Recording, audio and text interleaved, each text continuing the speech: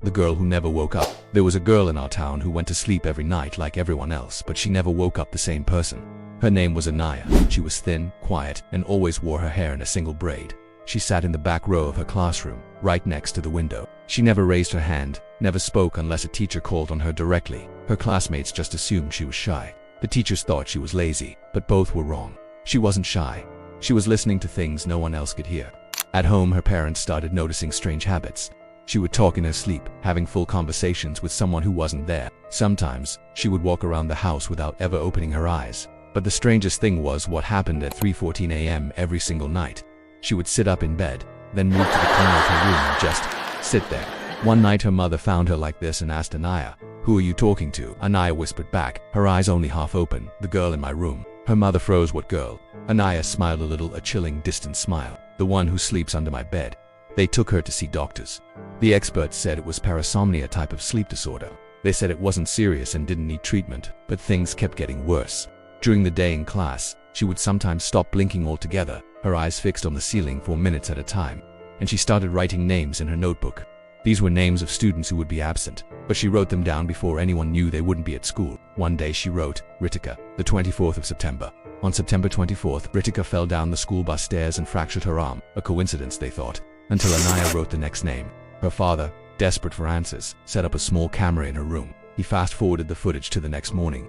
At exactly 3:14 a.m., Anaya sat up in bed. She wasn't groggy or half asleep. She was perfectly still, her eyes wide open, and she was smiling. Then she whispered into the empty room, "Wake up, time to switch." And then something crawled out from under the bed. It was thin, with long hair trailing on the floor, and it was the same height as Anaya, but its face was wrong.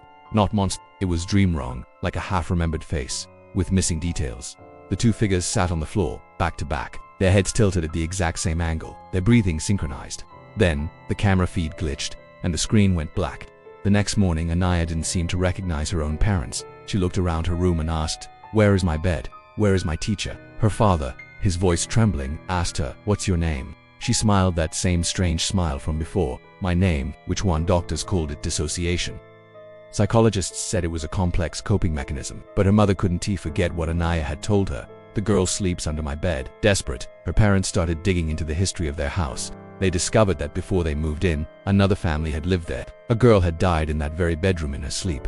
She was 12 years old, the same age as Anaya. The cause of death was listed as unknown, and the case was never really investigated. Neighbors told them something even more disturbing. They said the girl's father refused to bury her. He was convinced she would just wake up. They kept her body in the house for 2 days.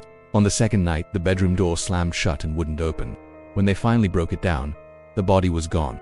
That night, Anaya's parents decided they had to face whatever was happening. They decided to sleep in her room with her. At 3:14 a.m., like clockwork, Anaya sat up, but this time nothing crawled out from under the bed. Instead, the entire mattress began to lift into the air.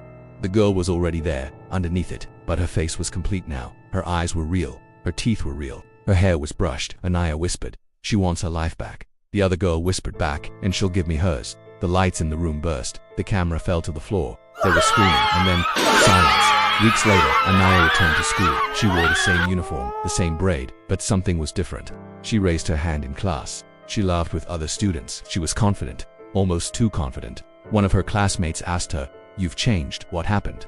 Anaya just smiled and said, "I finally woke up." But to this day, her mother still swears. The girl who brushes her hair in the mirror every morning is not the girl she carried for 9 months. If you enjoyed this story, be sure to subscribe for more. Thanks for watching.